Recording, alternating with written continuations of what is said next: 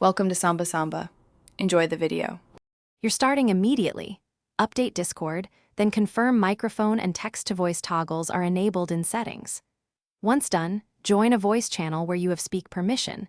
Make sure no one else is streaming from your device.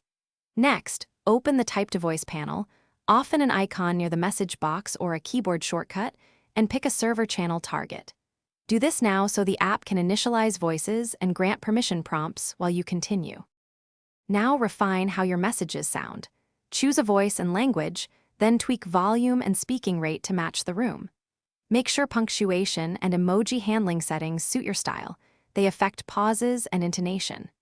Confirm role and channel permissions so others can use or hear type-to-voice. Set allow or deny at the channel level if needed. Also check input/output device selections in voice settings so the synthesized to publish, type your message and hit send.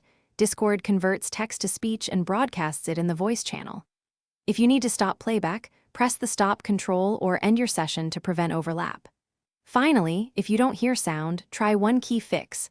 Update Discord and restart the app, then recheck channel permissions and your selected output device. If problems persist, toggle type-to-voice off and on, log out, or reboot your system to reset audio drivers. Thanks for watching. Consider subscribing if we helped you.